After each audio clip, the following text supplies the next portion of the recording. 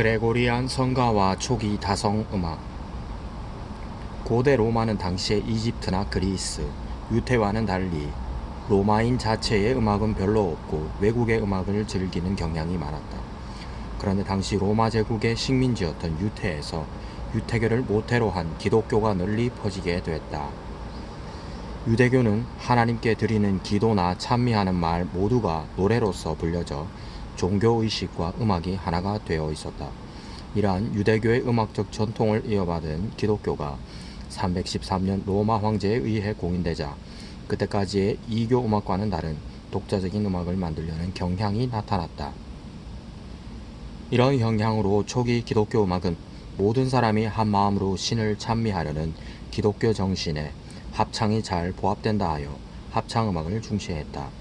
음악에는 각기 다른 지방적인 요소가 첨가되는데 이에 따라 여러 가지 지방 성가 등이 생겨났다.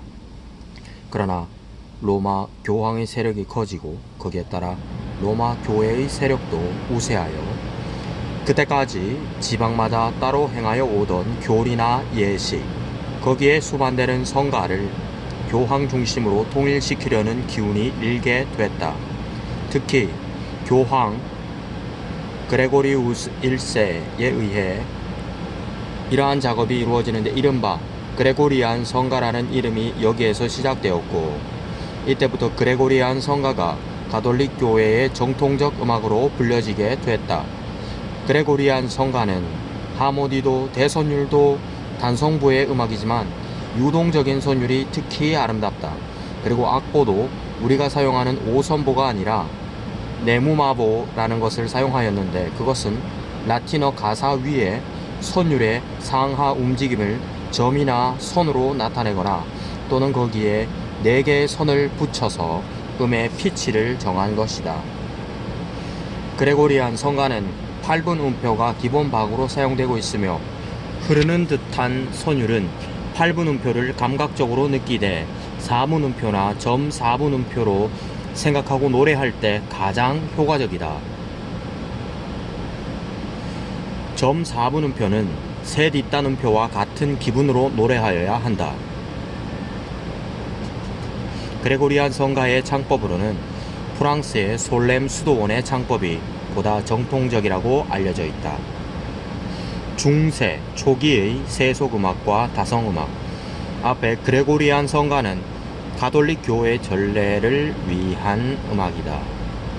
중세는 이와 같은 교회 음악뿐 아니라 민중의 생활과 밀접한 세속음악 또는 많이 연주되었다.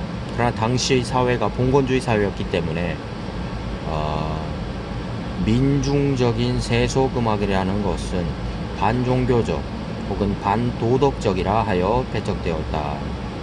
이런 이유로 세속음악은 음악사의 표면에 부상하진 않았지만 민중사에서 면면이 이어져 내려오다가 은연중에 교회 음악에 활력을 주거나 영향을 끼쳤다.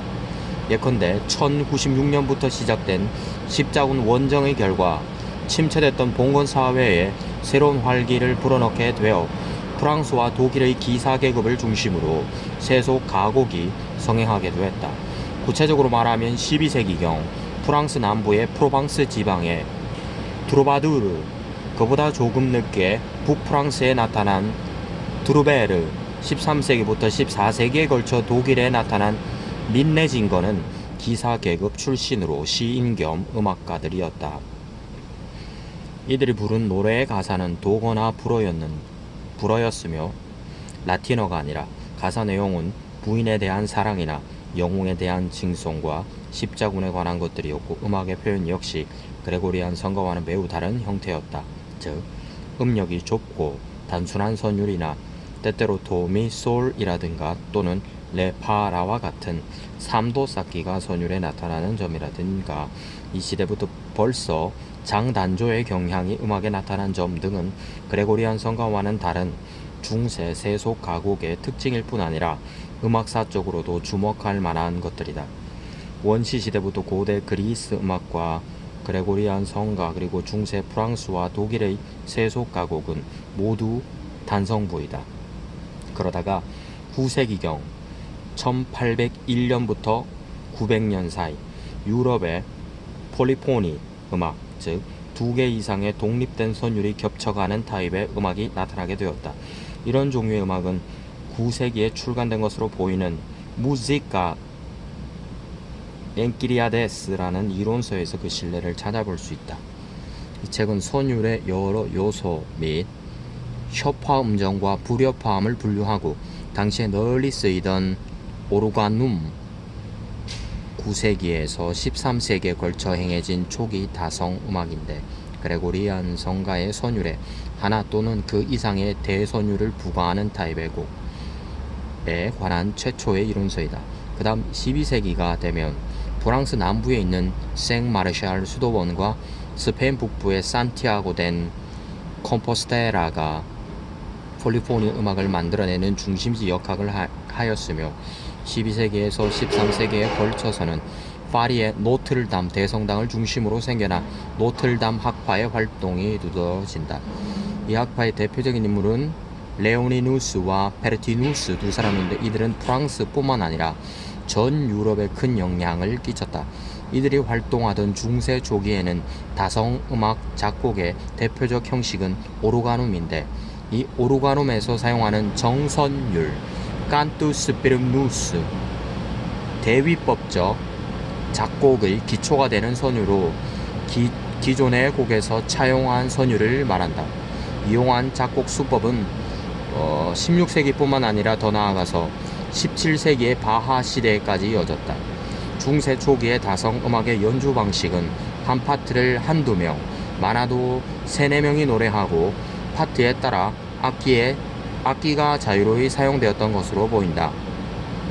이런 점에서 보면 중세 초기 합창 음악은 중창에 가깝다고 할 수 있겠는데 그러나 유럽의 합창 음악의 최초의 형태로서 합창 음악 사상 매우 의미 있는 것이라고 하겠다.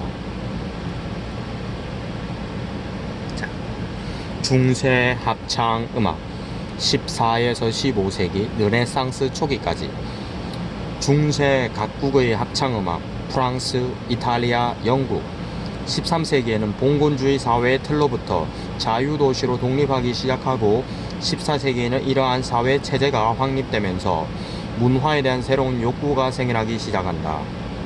즉, 르네상스 시대가 도래한 것이다.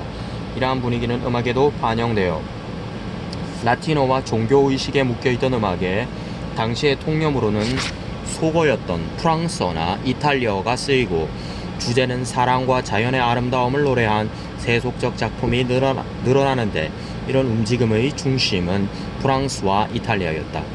14세기 초 프랑스의 필리피 드비트리라는 음악가는 이와 같이 새로운 정신을 반영한 음악을 아르스 노바 신예술이라 칭하고 그 전 세대인 노틀담 악파의 고풍스러운 음악을 아르스 안티그 구예술이라 규정하였는데 이는 당시의 프랑스 음악적 분위기를 잘 나타내주는 표현이다.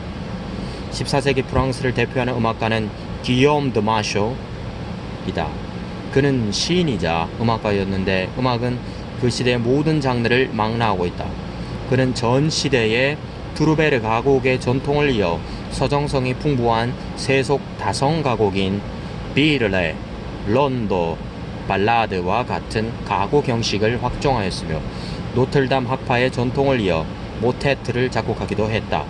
그는 또 미사곡을 끼리에부터 아뉴스데이까지의 미사 통상문 부분을 다성부 미사곡으로 최초로 작곡하였는데 이는 그 후 현대에 이르기까지 미사곡 작법의 규범이 되어 오고 있다. 한편 이탈리아에서는 로마 교황명에 의해 교회에 다성음악이 도입되는 것을 금하였기 때문에 다성음악에 대한 활동을 보이지 않다가 14세기 중엽부터 다성음악의 황금기에 접어든다. 대표적인 작곡가로는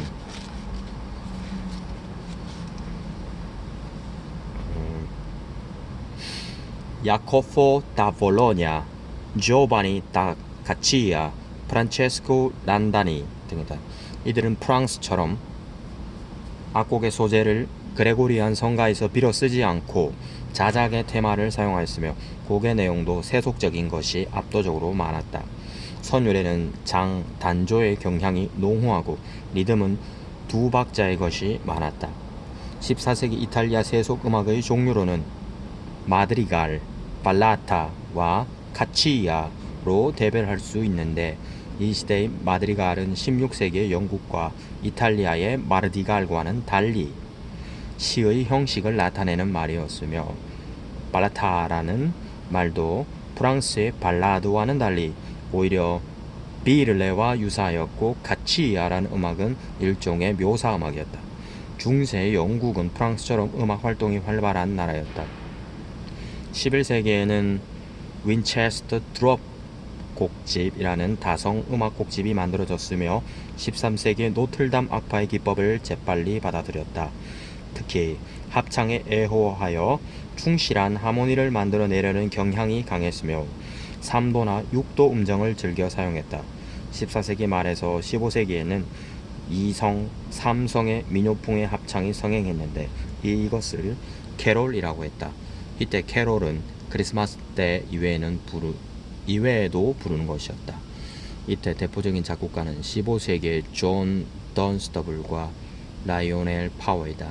이들에 의해 영국 음악의 수준은 크게 향상되었는데 존 던스터블은 미사, 모테트, 종교곡과 몇 개의 세속 가곡을 썼으며 이 가운데 오 슬픈 장미꽃이여는 중세 세속 가곡의 걸작으로 꼽히는 작품이다. 던스터블을 비롯한 라이오넬 파워 등의 작품은 15세기 이후의 대륙 작곡가들 특히 부르고뉴 학파의 뒤파이와 뱅슈와 등에게 많은 영향을 주었다.